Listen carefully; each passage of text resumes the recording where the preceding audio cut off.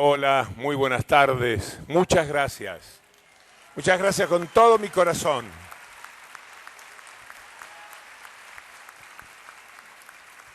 Estos son episodios absolutamente increíbles, descabellados, que ocurren en la vida de las personas. Es muy paralizante, es muy abrumador, al tiempo que maravilloso, este recibimiento que me han dado. Me gustaría saber algo más que contarles algunas cosas de la ley de medio. Quisiera cantar, zapatear, revolear el poncho como Soledad, hacer algo que justifique este cariño, estas sonrisas, todo el afecto con el que desde la vereda me han venido envolviendo y me trajeron prácticamente en el aire, como si algo misterioso y mágico me tomara de las axilas y me levantaran y uno no siente ni los pies. Porque hay emociones que son muy fuertes y ustedes lo entienden. Lo que me han dado es para lo mejor de mi vida.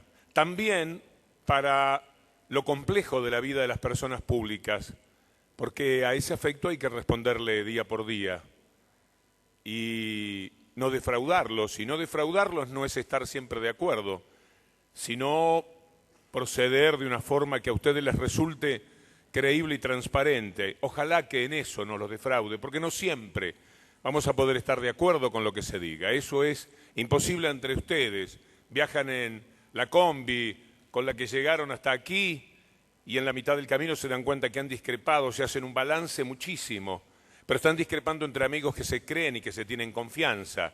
Y entonces el ánimo y la forma de la discusión es muy distinta a este contexto tan particular que tenemos hoy día en la Argentina, en la cual es difícil viajar si no se sabe con quiénes en una combi, porque no se sabe cuántos desacuerdos se pueden producir en una combi, en la mesa familiar, etcétera. Y algunos lo toman como un tiempo complejo, difícil. Yo lo tomo como un tiempo maravilloso y seguramente muchos de ustedes, apenas uno lo piensa, dice, sobre todo porque veo mucha gente joven de una generación que está como 20 años o 30 detrás de la mía, ustedes están viviendo un tiempo de parición, un tiempo extraordinario.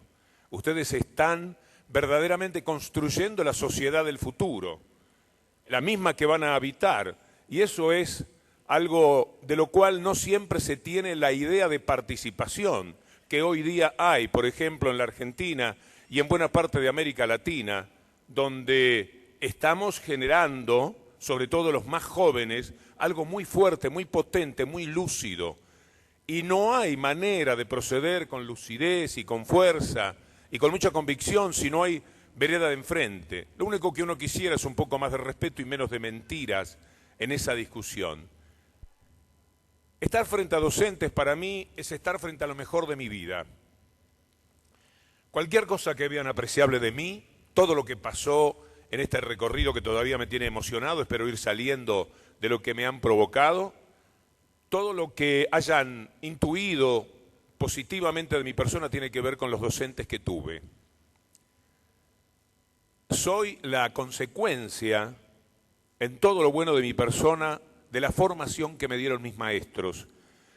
Muchos en el primario, 3 maestras que tuve en el primario, y sobre todo en el secundario, donde lo que pueda haber en mí de humanismo, de espíritu de justicia, de deseo de un mundo más justo, un mundo más noble, tiene que ver con lo que los profesores me enseñaban. Tenía uno que apagaba el cigarrillo prendía el cigarrillo con el que apagaba.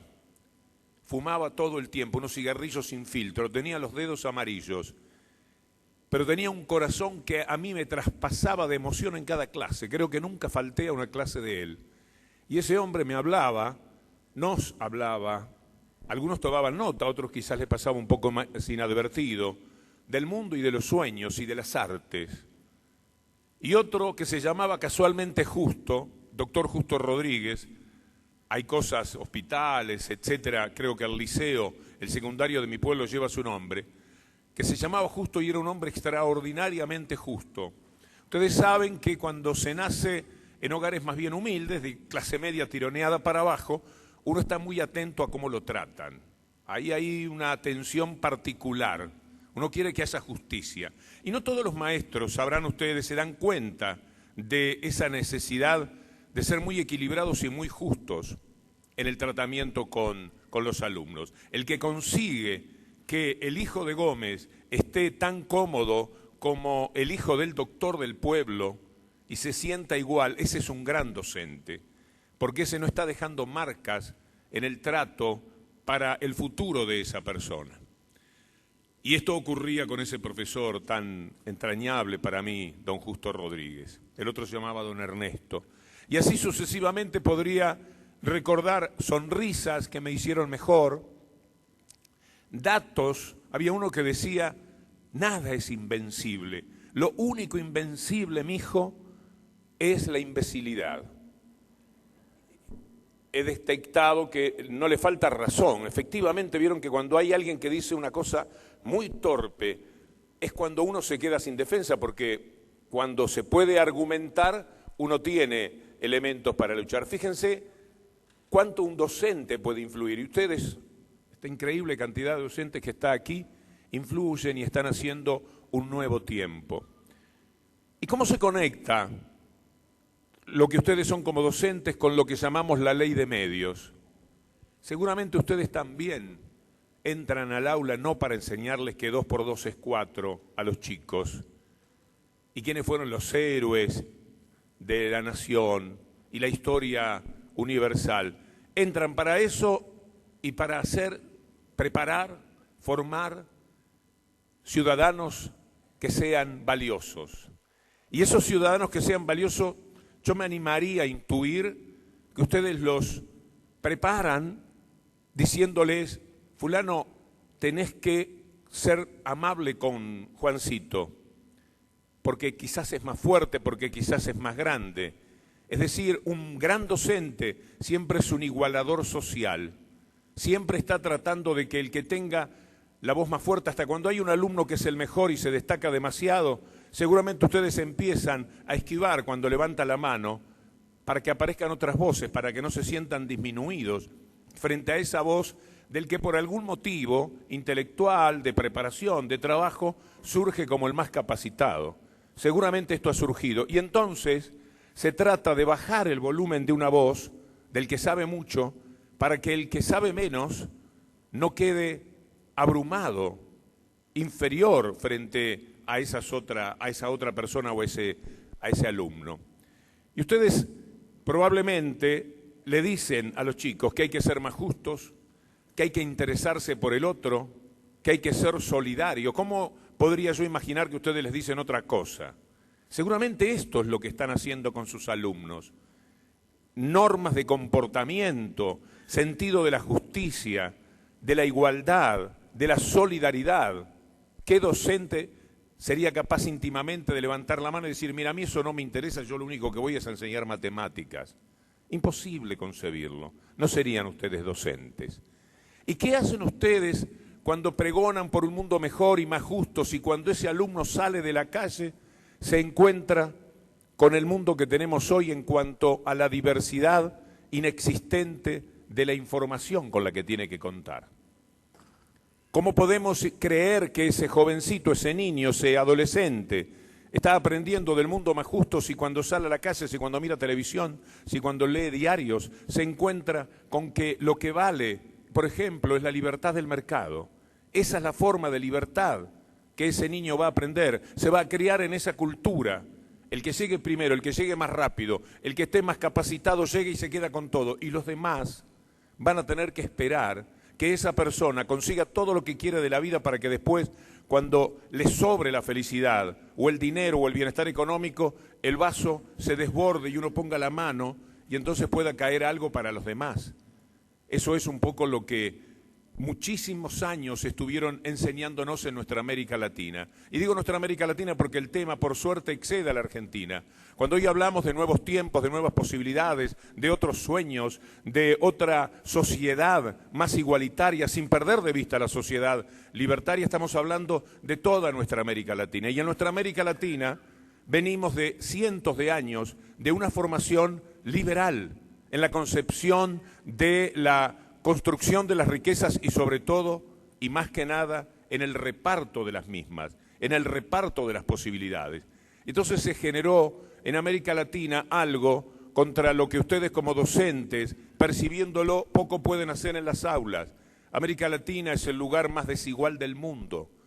No existe una comarca en el resto del globo donde haya mayor desigualdad que en América Latina. En África hay más pobreza, pero en América Latina hay mayor desigualdad. Entre paréntesis, y como parte de lo que seguramente entrará en lo que les quiero decir después, hay que celebrar que por primera vez el Banco Mundial, no una institución local que mide el bienestar de la gente, por primera vez el Banco Mundial ha dicho que en América Latina hay más clase media que pobres. Y eso es extraordinario. Ese es el mundo que estamos construyendo y para el cual este tiempo de nuestra América Latina, este progresismo de América Latina, necesita más años, porque no alcanza con lo hecho hasta ahora, porque si nuevamente retoman los que tienen el criterio liberal, y lo digo desde el respeto, pero lo digo también desde el fundamento político o económico que me asiste después de tantas experiencias, si ellos consiguen otra vez en cualquier lugar de América Latina, y ni hablar si lo consiguiesen al mismo tiempo en América Latina, que las cosas sean como eran antes. Y las cosas eran de una manera tal que la injusticia era el elemento predominante en la vida de estas sociedades. Hay países de América Latina donde visitaban a las mujeres para convencerlas de que se esterilizaran, porque lo único que se les ocurría era que no tuvieran más chicos. No pensar cómo asistir, cómo ayudar, sino que no tuviesen más chicos porque se convertían tantos pobres cada día en una molestia mayor. Entonces, el tiempo que estamos viviendo es un tiempo extraordinario. Estamos luchando y tenemos que ser muy lúcidos y muy conscientes, nada menos que por el tipo de mundo que queremos. Y esta lucidez, este entrenamiento que estamos consiguiendo, es parte de ese conflicto que muchos dicen, qué lástima que nos llevemos tan mal. Yo digo, qué suerte que estemos discutiendo tan profundamente, porque era con la indiferencia, era con la desinformación, era con la falta de lucidez que ellos conseguían operar. Pero todavía falta muchísimo. ¿Y qué es lo que falta? Falta que las voces se escuchen por igual, y es lo que quiere la ley de medios. En la Argentina, a partir de, como en el resto de América Latina, pero particularmente el fenómeno argentino es muy especial, desde 1976, 77 en adelante, con algunas estribaciones en otras fechas, como puede ser 1971, pero sería largo de explicar, vamos a entrar a una etapa de la historia que ustedes conocen mucho mejor, que todos conocemos mejor, se fue instalando una forma y un concepto de la aplicación del modelo económico que partía, por supuesto, de los Estados Unidos en aquel momento, una famosa escuela de Chicago, un señor Milton Friedman, que el mundo premió hasta con un premio Nobel, porque ese hombre hablaba de esa libertad de mercado, de esa libertad que determina que el nombre de la misma no se pueda dejar de quejarse a alguna persona porque no puede tener perfume importado en estos momentos y siente que le falta libertad porque no tiene el perfume importado, mientras que le están diciendo, por favor, el perfume importado que no viene es para fortalecer, para darle la certeza de que vamos a mantener el trabajo, en este caso en la República Argentina. Y entonces, desde 1976 en adelante, se fue construyendo un tipo de sociedad muy liberal, muy utilitaria en ese sentido de apreciar las ventajas, entre comillas, que tenían los criterios liberales. Y se fueron quedando sin regulaciones de ninguna naturaleza, no solamente las empresas, sino también los medios de comunicación. Por ahí está todavía latente y para discutir cómo hubo 2 diarios, 3 eran en aquel momento, que se apropiaron con el Estado indefenso acompañándolos con una minoría de acciones que les impedía hacer nada, cómo se quedaron con papel prensa. Habrá que investigar si efectivamente es un delito de lesa humanidad, si aquella conquista, entre comillas, fue la consecuencia de un negocio en el cual estaban las armas de por medio en las 100 de las personas que tenían que negociar para que finalmente se diesen eso. Pero no viene al tema ahora, porque eso todavía lo tiene que investigar la justicia. Lo que es seguro es que no es lo mismo, no es democrático que dos diarios sean los dueños del papel con el que todos los diarios y revistas de la República Argentina se tienen que llevar adelante, porque eso les da un rol muy dominante. Los diarios del resto del país tienen que morir, ir de rodillas frente a ese poder de quienes manejan papel prensa. Cuando entran en zonas complicadas económicamente, los pueden comprar o los pueden ayudar si son obedientes. Uno anda por la República Argentina y se encuentra con que los diarios, los más importantes de cada medio, lo han conseguido porque siguen estando en línea con los diarios dominantes nacionales. Hoy me puse a leer un diario aquí. Con todo respeto, me di cuenta de la visión completamente sesgada que se tiene. Se habla, por ejemplo, de la justicia. Entonces el título es Un nuevo ataque a la justicia. Nuevamente por encima de las instituciones. Nuevamente quieren estar por encima de las leyes. No es verdad. Porque si no, no tendríamos a un gobierno de rodillas ante la justicia diciéndole, por favor, votame una ley. Te pido una sola. Te pido la de la rural, te pido la ley de medios, te pido la reforma de la justicia. Te pido una posibilidad de hacer algo que yo quiera de lo que se vota en el Parlamento Nacional, de lo que votan los diputados elegidos por la gente. No te estoy pidiendo por mí, te estoy pidiendo en nombre de la gente. Y no lo consiguen.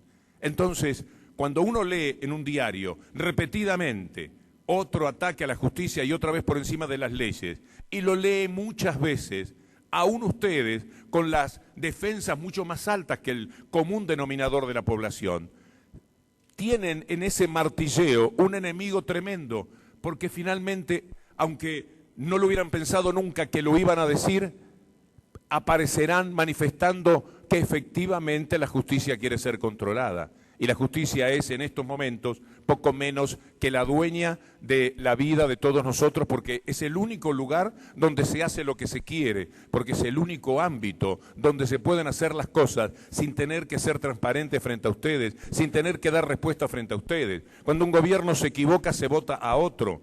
Cuando un diputado no trabaja, se vota a otro diputado. Pero cuando un juez no hace otra cosa que ir contra la soberanía del pueblo, sigue lo más campante y tiene todo tipo de privilegios y todo tipo de derechos que no tienen el resto de los ciudadanos, a tal extremo que el hombre principal de la vida de la justicia en la República Argentina se permite proclamarse diferente a todos. Y aunque no es verdad, es mentira que lo estén investigando por las dudas, por algo que pueda haber pescado, ya se cubre en salud y dice, a mí no me pueden investigar, porque es una revancha. ¿Y saben con qué juegan? Juegan con la indefensión informativa de la gente. Porque alguien podría decir, claro, es una revancha porque no salió la reforma de la justicia. Perdón, está por salir, tiene que salir, por sí o por no, la ley de medios, nada menos. Quiere decir que no es una revancha. En realidad lo que tendrían que estar intentando es un juego de seducción desde el gobierno con la justicia. Todavía está por verse si se animan a decir que la ley de medios es inconstitucional, cosa que parece descabellada, tan brutal, que nadie se anima a pensarlo, pero que puede suceder. Yo soy de los escépticos que piensa que esta Corte finalmente va a ir contra la ley de medios. Y he dicho por radio que estoy dispuesto a cruzar la ciudad humildemente, tocar timbre en la casa del presidente de la Corte Suprema de Justicia y decirle, señor, si quiere me da una bofetada, haga lo que quiera, porque yo he hablado muy mal de usted, he pensado muy mal de usted. Y en consecuencia vengo a pedirle disculpas como corresponde porque me equivoqué profundamente. Pero tengo la impresión de que no voy a tener que tomarme ni un taxi ni nada para ir hasta la puerta de la casa del señor. De todas formas, esa ley de medios sería un elemento a considerar como mejor no tocarles, mojarles la oreja a quienes integran el cuerpo que tiene que resolver sobre la ley de medios. Así que juegan con la gente diciéndoles una revancha, cuando habría que preguntarse, caramba, ¿cuánta personalidad? Si fuera cierto, que no lo es, si fuera cierto que lo están investigando, ¿qué personalidad? Porque lo están haciendo ahora antes de que se vote la ley de medios. Y muchísimos piensan distinto a mí. Muchos dicen, no le encuentro la vuelta de cómo la Corte se va a animar a decir que la ley de medios es inconstitucional. Por consiguiente, sería bueno esperar. Pero ¿qué es lo que nos ha dicho este señor? Desde esa justicia intocable, omnipotente, que se pone por encima del pueblo, que no tiene que ser elegida por nadie. Nos dice que además es intocable. Pero no solo él es intocable, sino sus hijos. Buena será la pregunta de ¿hasta qué cantidad de sangre Lorenzetti hay que tener para que no le pueda investigar la AFIP? Díganos, porque vamos a encontrar más de un Lorenzetti en el país que tenga primero, segundo apellido como usted. A ver si lo tocamos, si esto implica una presión. Es decir, se animan a proclamar lo increíble, que son intocables por aquello que puede tocar absolutamente a todos los ciudadanos. Siempre es una molestia. No, a nadie le gusta recibir la FIP. Hace un año tocaron timbre abajo, cuando volví a mi casa, mi señora me dice, estaban los de la FIP por el auto del 2008. Y bueno, ¿qué problema hay de mandarlo al contador? Fue al contador y se terminó la historia. Porque la FIP procede de acuerdo a una cuestión computarizada seguramente, en la que salen millones de informes y de cosas. En muchas ocasiones, ustedes tienen que haber recibido papeles de la FIP que dicen esto porque me lo mandaron si el contador me dijo que yo estoy fenómeno. Bueno, porque o se equivocó, o salió antes de lo que tenía que salir, o porque hubo un pago que en vez del 25 se hizo el 28 e inmediatamente hubo una protesta. Pero presentarse sin decir ante la opinión pública que está siendo perseguido, hacérselo decir a otros, provocar el escándalo que se armó a través de los medios dominantes de la Argentina, presentarse como una víctima, al otro día sacar el comunicado que no dice nada, piden una reunión con la AFIP para arreglar no se sabe exactamente qué, con la AFIP diciéndole no es verdad que lo estemos presionando. Miren qué sencillo sería, si fuera cierto, que tomen un papel, uno solo, que por casualidad haya llegado a las manos y diga, aquí está el papel que demuestra que me están persiguiendo, aquí está lo que demuestra que me están hostigando. Después recién entraríamos a discutir si él tiene derecho, que pienso que no, a sentirse distinto. Pero antes todo lo que sucedió fue un gran dislate en nombre de la impunidad, del dominio, del favor que hacen los medios dominantes. Porque es tan apabullante el poder de esos medios que basta tenerlos para que uno se sienta seguro. Cada día en el país alguien aprieta un botón y consigue mentirle a 30 millones de personas.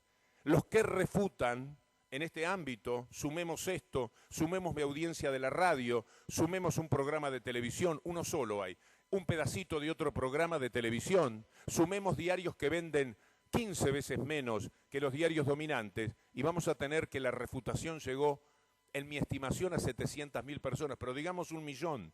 Entre 1 millón y 30 millones apretando un botón que determina que aquí en Bariloche ustedes vean un canal con letras azules y rojas y lo vean en cada uno de los pueblos de la República Argentina, apretando ese botón, más todo el poder de la burbuja de Buenos Aires, consiguen que cualquier mentira prospere y se animan a cualquier mentira. Rebajan la calidad de nosotros como ciudadanos, porque ¿qué somos nosotros? Si, por ejemplo, el vicepresidente de un país es un hombre que sale con los bolsos cargados del dinero de la corrupción, en aviones que nadie controla aquí, y llega a otro país, porque hasta el Pepe Mujica lo hicieron cómplice, llega a otro país y tampoco nadie lo controla y deja de esos bolsos, no se sabe entonces, repletos de dinero de la corrupción. ¿Cómo se puede alguien animar a decir esto y después quede tan claro y demostrado que no es verdad? ¿Y qué les importa que no sea verdad? Si yo me he sentado a conversar 10 días después de esa información con algunas personas y me han dicho, pero mirá lo de fulano, mirá lo de Carmelo. ¿Qué es lo de Carmelo? Si era mentira lo de Carmelo. Si a la hora y el día que dijeron que estaba en Carmelo, estaba con Lula, el vicepresidente. Entonces, si se puede manosear de esa manera la integridad personal de cualquier persona tan empinada, ¿qué queda para la vida cotidiana? ¿Qué queda para nosotros? Ese es el poder que han tenido. Y ustedes conocen muchísima gente que cuando discuten con ellos, o habrá alguno entre ustedes, que juegan a que creen sabiendo que eso no se puede creer, porque hay inteligencias que uno respeta y dice, vos no me estás diciendo la verdad. A vos te está guiando el odio o la bronca que podés tener contra algo, porque no me digas que vos crees en eso.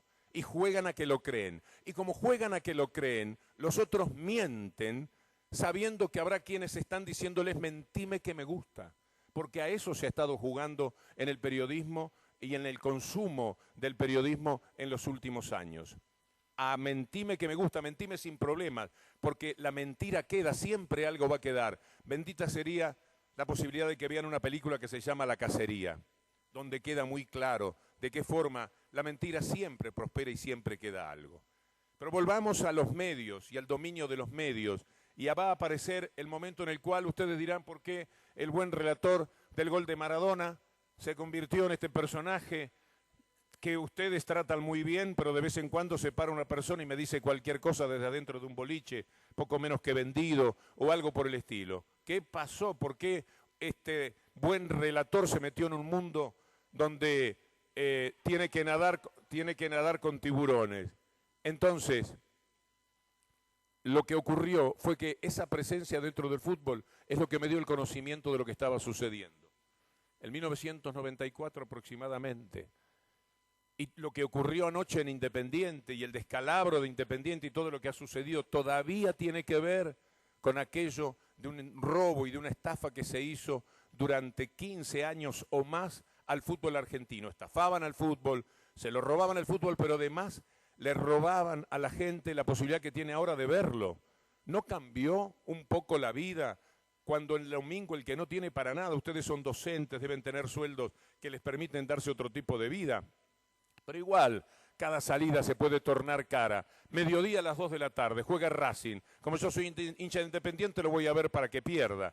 A las 4 de la tarde juega River, como soy de River quiero verlo. Y como soy de Boca quiero ver si pierde. Y a las 6 de la tarde, ¿y con quién vamos a ver el partido? ¿Y quién va a cocinar? ¿Y quién va a hacer las cosas? Bueno, se ponen de acuerdo. Habrá un poco más de trabajo para alguna ama de casa o para algún señor amo de casa que se preocupe de ver cómo tiene la familia integrada, porque una de las cosas maravillosas del fútbol para todos es la integración de la familia, y no aquello tan triste y tan doloroso de caminar por un pueblo, de andar por un pueblo y era un señor que estaba atrás de una vidriera tratando de ver el partido en la televisión porque no tenía para entrar a pagarse la gaseosa.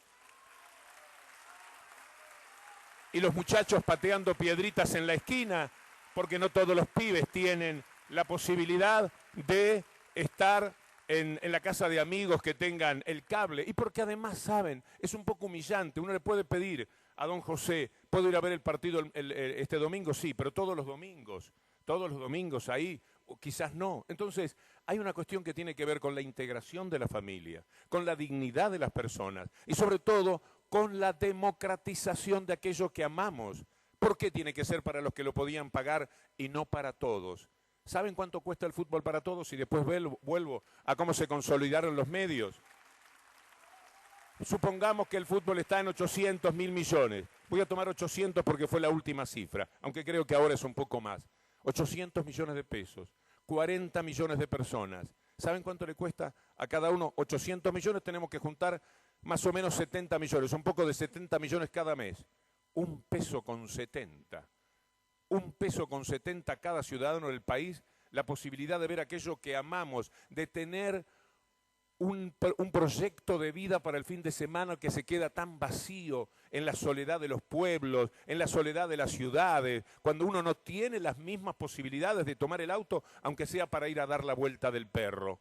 Y entonces, con 2 pesos, menos de 2 pesos por mes, está pagándose el fútbol para todos. Los que antes decían, lo más democrático es que el que lo quiera ver pague, se perdió un gran negocio, pero ahora el negocio es la felicidad, el negocio es la participación, el negocio, entre comillas, porque la palabra negocio a veces suena muy mal, es la pluralidad, la igualación de nuestras posibilidades para ver el fútbol.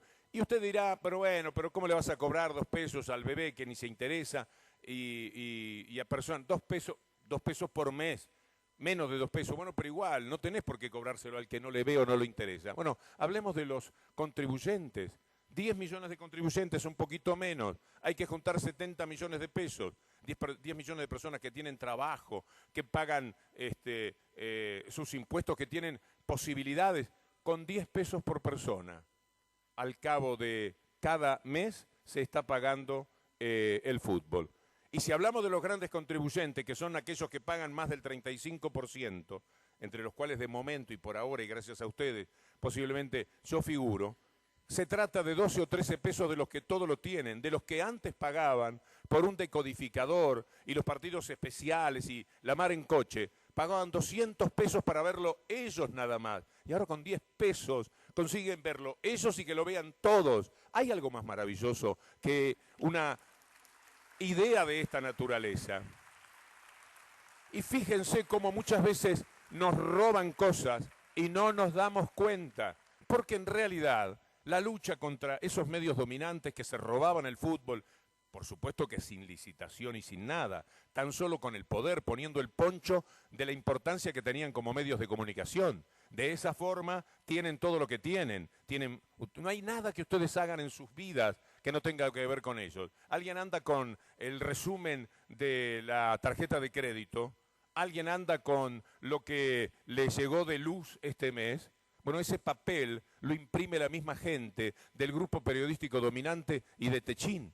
Ellos tienen que, por otra parte, habrá que determinar cuál es el servicio de inteligencia que tienen para tener tanto dominio hasta sobre los jueces, porque no sería difícil pensar que alguno de esos jueces alguna vez ha sido llamado, dado que ellos tienen tantos datos de todas las personas y dicen, mire lo que me dijeron aquí, doctor Eugenio, que usted está gastando 10 veces más de la plata que gana por mes. Es un rumor, no le haga caso, nosotros no vamos a decir nada. Y don Eugenio se va sabiendo que el señor tiene en el cajón un muerto en el ropero de él, con lo cual no será muy fácil que alguna vez pueda tomar decisiones contra ese grupo dominante. Imprimen los papeles, la empresa se llama Impripost, tienen los canales de televisión, 300 canales. ¿Saben cómo se los compraron los canales? Con el fútbol, con la patente de corso del fútbol. Salían de gira y se iban al pueblo H, y entonces en el pueblo H había 2 canales, chiquititos, no demasiado pretenciosos, y le daban, en el pueblo H había el canal A y el canal B, le daban el fútbol al canal A. Imagínense lo que pasaba con el canal B. Se fundía, se compraban el canal B. Y se llevaban el fútbol del canal A al canal B. Y entonces se fundía el canal A.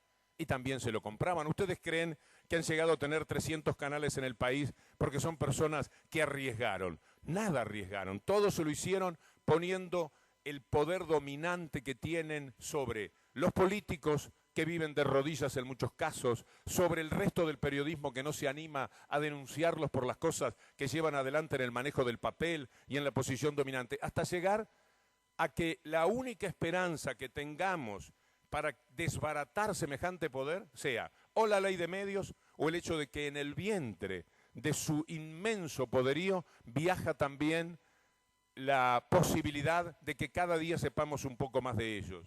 Ustedes habrán visto que ayer era un crimen espantoso contra una adolescente en la ciudad de Buenos Aires. Encontraron las fotografías del cadáver que apareció en un lugar terrible, en condiciones que ustedes podrán imaginar, varias horas después de haber desaparecido. En la primera página del diario lo publicaron, porque se sienten tan impunes. El diario se llama Muy, es del mismo grupo dominante en el periodismo de la República Argentina, y ese diario se agotó porque promocionaban que tenían esa horrenda foto, esa inmensa tristeza para la familia, ese castigo, esa manera de golpear la sensibilidad de las personas que hasta en el kiosco podían ver, y también la chance de jugar con el morbo para que el que haya comprado el diario sea ese día un poco peor persona, porque a eso nos llevan, a que lo que ustedes tratan de construir como ciudadanos valiosos, ellos con su manera de entender el periodismo, con su falta de ética, lo van construyendo en un ciudadano envilecido, en un ciudadano que es capaz de consumir los peores programas, en un ciudadano que no tiene muchas defensas para pensar, ese es el que quieren, porque ese es el que pueden manejar, ese informado solamente por ellos. Entonces, la ley de medios, a partir de la conformación de ese poder tremendo que el fútbol les dio, y así estaba yo como testigo de eso, discutiendo y peleándolos con un cuchillo de madera, con ese poder crecieron de tal modo que hubo un momento en el cual el megáfono de ellos acalló todas las otras voces. No hay otras voces que se puedan escuchar igualmente. Y ahí viene el tema de la gran discusión de este tiempo, de la que ustedes, sobre todo los jóvenes, son testigos. Todo lo que estamos discutiendo es el rol del Estado. El rol del Estado que ellos convirtieron en la nada en los años 90 para poder operar. En el mundo entero lo hicieron. Hay un señor que se llamó Roosevelt, Franklin Delano Roosevelt en los Estados Unidos, 1930, una gran depresión, 50 años de construir un capitalismo decente en el cual había regulación. Los bancos eran bancos, tomaban un dinero, lo tenían y prestaban hasta cierto punto por si se los pedían. Una sola vez tuvieron un problema serio en ese sentido. Llegó el tiempo de Friedman y la Escuela de Chicago y Reagan y la Thatcher en Londres y desregularon el mundo. Y la desregulación llevó a que los bancos que eran serios se unieran con los bancos financieros. Y cuando se unieron con los bancos financieros, entraron en una timba. Pero en la timba es como si ustedes fueran con el dinero de alguien al que le sobra al casino, y van al casino, y si lo ganan, ganan ustedes, y si pierden, pierde el otro. El otro era nada menos que el pueblo. El otro ahora es España. El otro ahora es Grecia. El otro ahora es Portugal. El otro fuimos nosotros, en la Argentina y en el resto de América Latina, los que perdíamos en ese negocio, porque después a ellos sí los rescataban. Porque además de desregular, para que las cosas fueran de esa manera, conseguían que el Estado de última se hiciese cargo de la deuda externa que ellos habían generado comprándose para producir, con el cuento de que no podemos pagar, por lo tanto no podemos producir, se van a quedar sin trabajo, porque eso es otra manera de dominar al Estado y a los pueblos, cuando solo las corporaciones son las que dan trabajo. Por eso no quieren que el Estado dé trabajo. Por eso se enojan muchísimo cuando el Estado atiende sus necesidades y dice, este dinero de acá lo voy a poner acá, porque yo necesito que la gente trabaje.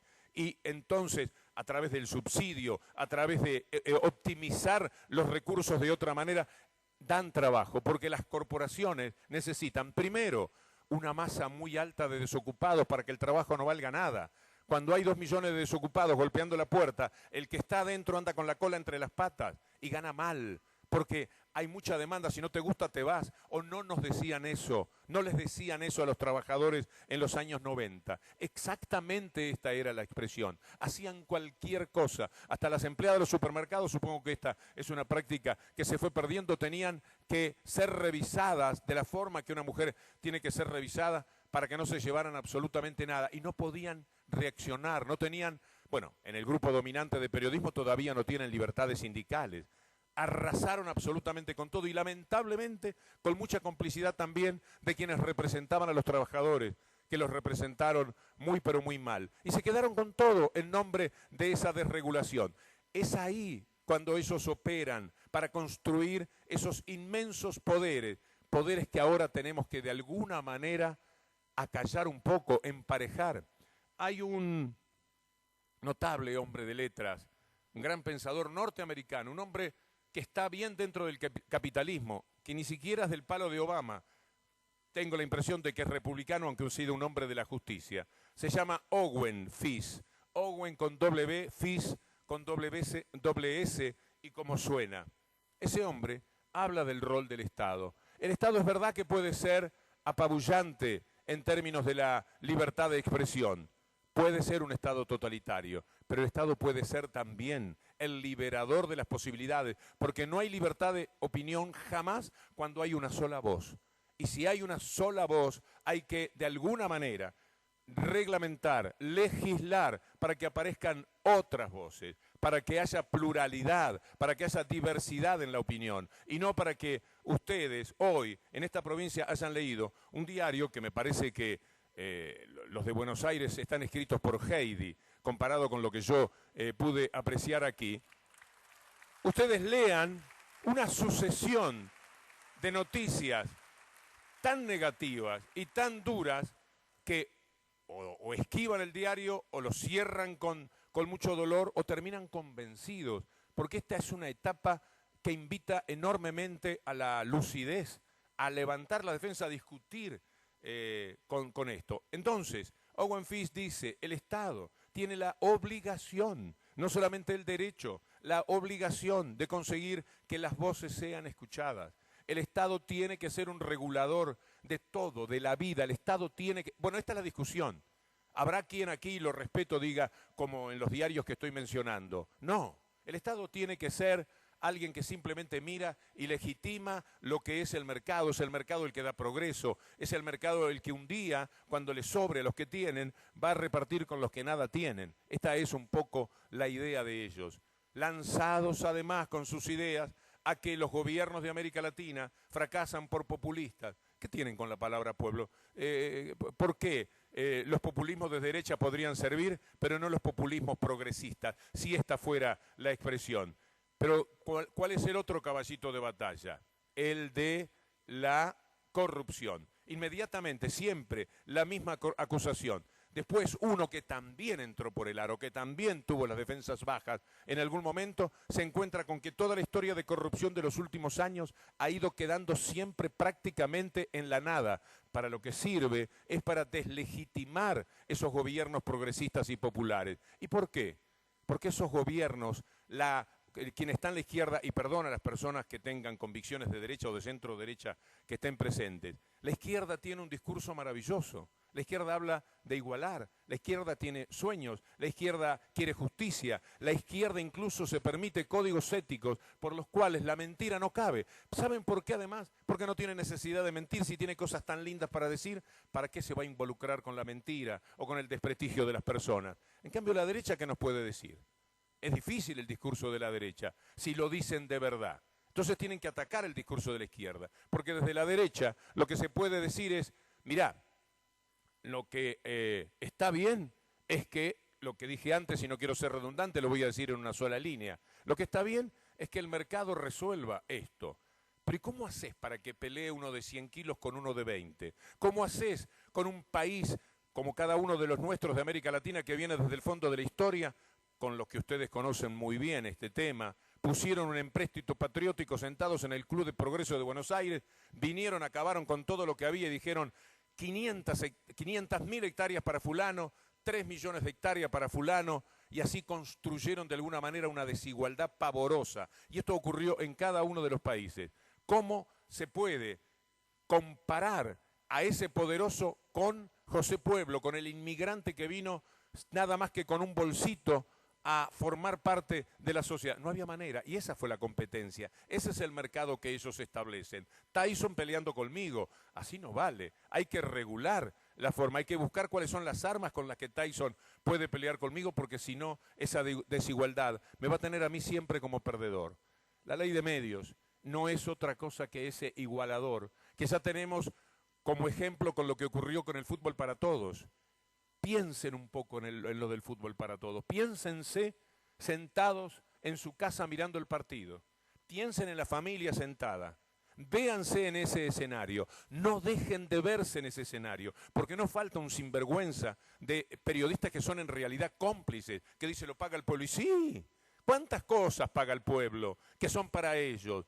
¿Cuánto podría hacerse de las famosas escuelas que ellos mencionan siempre, que hablan del fútbol para todos, si esos medios de comunicación pagaran sus impuestos, si no debieran los cientos de millones que le deben al Estado, si no se robaran permanentemente? ¿Cuánto podría hacerse si en vez de cobrar la cuota cautiva que hay que pagar de televisión, que le dicen cobrar 120 y ahora 135 pesos y ellos cobran 200 y pico de pesos? En esos 70, 80 pesos que le roban a cada ciudadano en toda la República Argentina, ¿cuántas escuelas caben, mi amigo? Entonces, piensen en el bien que significa, pero piénsenlo desde un lugar bien lúcido. Están en el living de su casa, está el televisor prendido, están los pibes en la casa, está el marido en la casa, está el amigo más querido mirando el partido. Eso es el transcurrir de un domingo a la tarde. Y piensen lo que era antes. Antes, cada uno por su lado. Antes, la ignominia de tener que esperar a las 10 de la noche para que le dieran el gol de su equipo.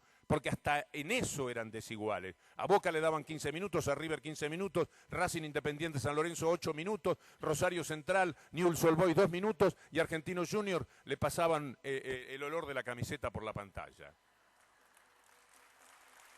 Entonces, lo mismo de pluralidad que invito a que tomen en cuenta de lo que era el fútbol para todos, lo tienen que pensar también en función de la ley de medios. Si esta Corte Suprema de Justicia, que tiene como presidente a un hombre tan particular y dominante y tan mimado por los medios de comunicación, que son los que no quieren que salga la ley de medios, por supuesto. Las posibilidades no son buenas. Estemos alertas por lo menos para indignarnos. La indignación a veces ayuda. La íntima rabia de que nos roben también ayuda. Hay algo que los pueblos no pueden permitirse, que es la indiferencia y el bajar la cabeza. Hay que levantar la cabeza. Hay que saber que nos lo están haciendo, porque cuando alguien nos hace víctimas de lo que nos resulta detestable, pero nosotros le decimos, mirá que sé que me estás embromando, hay algo de la dignidad personal que todavía está a flote. No nos dejemos llevar por delante esa dignidad. Y será arrasada la dignidad del pueblo argentino si esa ley de medios que tiene el mayor estudio a través de foros que se haya conocido. La ley de medios es una ley consecuencia de lo que pocas veces ocurre en materia de legislación en la Argentina. Foros por todos lados. Aquí debe haber algún académico, algún docente que seguramente participó de esos foros. Se ponían las ideas con lo que venía de atrás. El único dato fuerte y novedoso para lo que siempre se pensó de las leyes de medios es que tiene que ser antimonopólica. Porque si vamos a largar una carrera con un caballo que está a 200 metros de la llegada y los otros largan a 1000 metros, siempre la carrera va a ser para el caballo que está a 200 metros de la llegada. Y esa es la diferencia que hay hoy día entre los medios dominantes y el resto. Alguien dirá, bueno, pero si son dominantes, yo los invito a pensar que Papel Prensa, por ejemplo, les voy a citar un caso. Alguno que haya visto, ¿alguien ve bajada de línea aquí? Ah, mira. Ah, caramba. Bueno, ¿habrán visto alguna vez? Gracias. No esperaba tanto. Muchas gracias.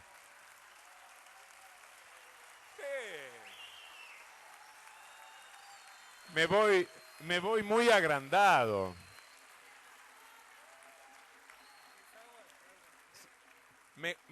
Mejor que el recibimiento todavía. ¿Habrán visto alguna vez en el programa? Cuando, escuchen, un kiosco no puedo manejar. Hay que tener unas agallas para plantarse frente a los poderes corporativos. Hay que tener tanta fuerza.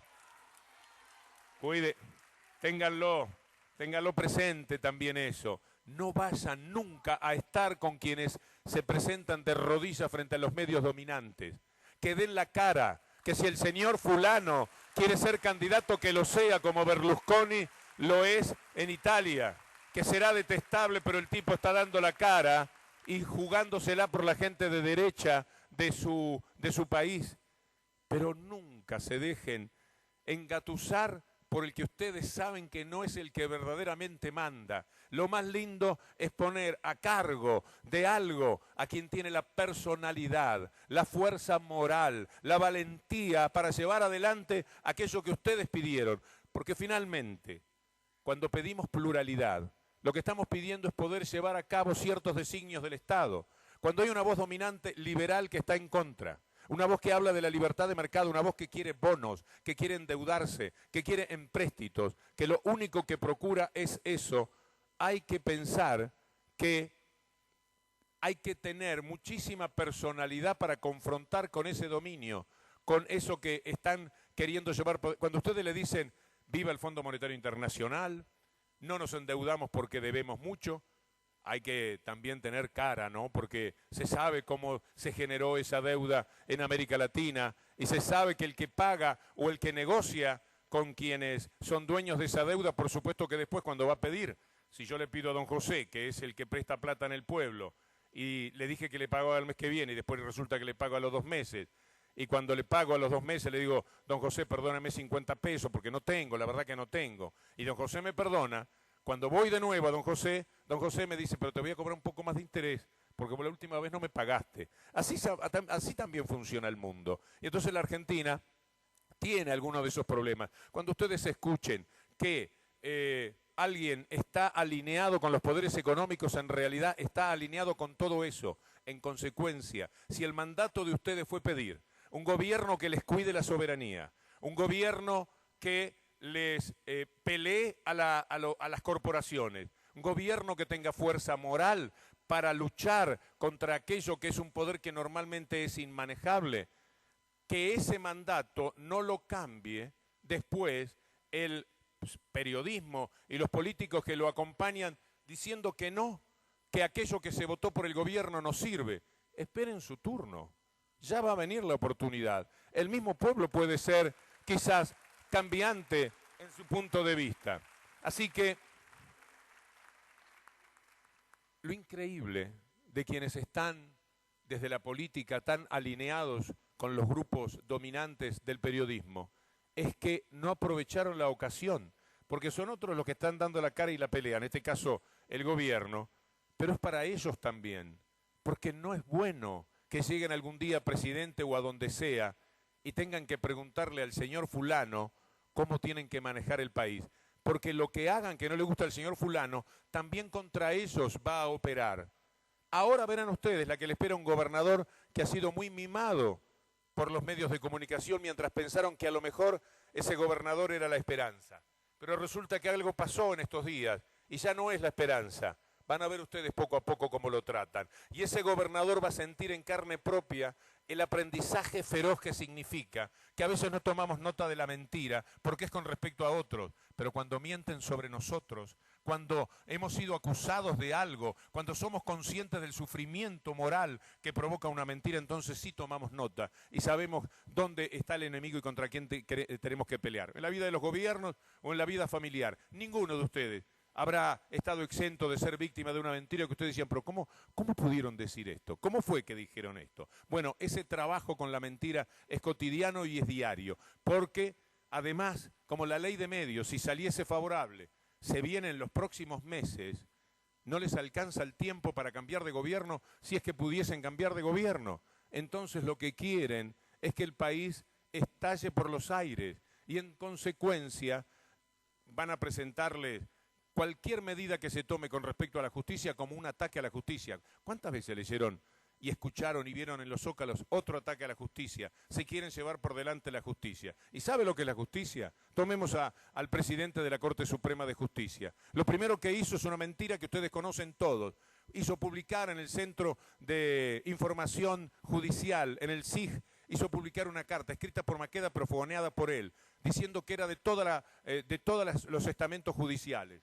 No era verdad. Al otro día nació lo que bendito sea nació en la Argentina para contraponerse a ese tipo de justicia y para que sepamos que dentro de la justicia, como en todos los órdenes de la vida, también hay gente que tiene un enorme valor. Nació justicia legítima. Justicia legítima no salió de abajo de una piedra. Justicia legítima salió por una mentira que se dijo por parte del presidente de la Corte Suprema, quizás ustedes no lo recuerden, pero esto fue hace pocos meses, cuando dijo en nombre de toda la gente de la justicia que la justicia tenía que ser independiente de los gobiernos, pero no de los grupos dominantes. De los grupos dominantes no decía nada. A los grupos dominantes le ha dado durante 4 años la posibilidad de que no salga la ley de medios para decir que hay un gobierno que está sobre la ley. Miren qué manera de estar sobre la ley. Hace 4 años que está de rodillas, entre jueces que le meten cautelares, entre cámaras que le dan en contra y una Corte Suprema de Justicia que a cada rato dice que las cautelares no sirven para nada, pero cuando aparece otra cautelar, como la que apareció después del 22 de mayo, le dice sí, a esta cautelar también le vamos a dar cabida. Y vivimos en un mundo de cautelares que se han convertido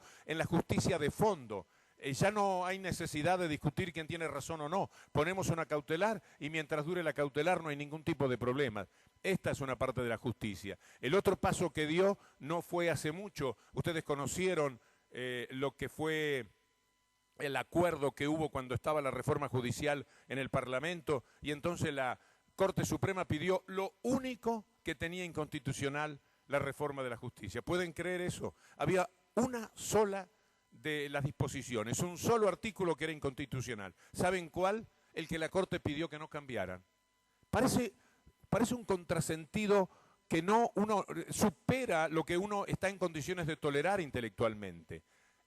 Dice la Constitución que los fondos de la justicia los maneja el Consejo de Seguridad. Pero un día se mandaron una acordada, dijeron lo manejamos nosotros, el Consejo de Seguridad es un órgano que se quedó mirando y desde entonces la Corte maneja lo que no tiene que manejar, que ahora va a ser parte de la discusión que se viene. Entonces, ¿qué hizo este señor? Escribió él algo. Se lo dio un fiscal que se llama Hornos de apellido. El doctor Hornos lo hizo circular. La gente se embaló con lo que le estaban diciendo. Pero después, cuando volvió el papel, solamente tomó, dándole la espalda a la propia gente a la que había recurrido, solamente quedó en pie el pedido de que los fondos de la justicia sigan siendo manejados por la Corte Suprema de Justicia. Eso es el único elemento inconstitucional de la ley que ellos decretaron inconstitucional. Es decir, lo único que tenía para mí vulnerable y rechazante, y cualquier persona que sepa de jurisprudencia aquí probablemente esté de acuerdo con lo que estoy señalando, el único artículo era ese artículo que decía que lo tiene que manejar el Consejo de la Magistratura de los Fondos, pero no, los está manejando la Corte Suprema.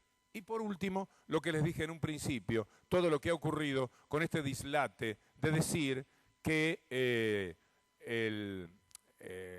la AFIP ha ido contra el presidente de la Corte, que si fuera verdad estaría bien, pero no es ni siquiera verdad, porque si no la AFIP no se animaría a decir que esto no se corresponde con la verdad.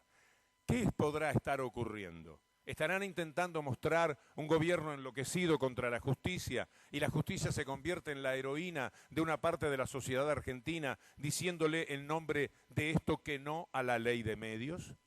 ¿Es esto lo que están intentando con cada uno de estos pasos que probadamente, lo que yo estoy diciendo está sometido al chequeo de ustedes? Basta meterse en internet para poderlo apreciar, o basta el fundamento de cualquier persona que les resulte creíble del mundo de la justicia o del mundo de la política para que se los digan. Así estrictamente han sido las cosas, así han maniobrado. La pregunta es ¿por qué? La pregunta no tiene todavía respuesta. La vamos a conocer, es probable que antes del 15 de julio. Es posible que la semana que viene o dentro de 10 días ustedes se estén acordando de esta palabra. Y entonces digan, no le faltaba razón cuando decía que algo tramposo se estaba haciendo otra vez contra la ley de medios.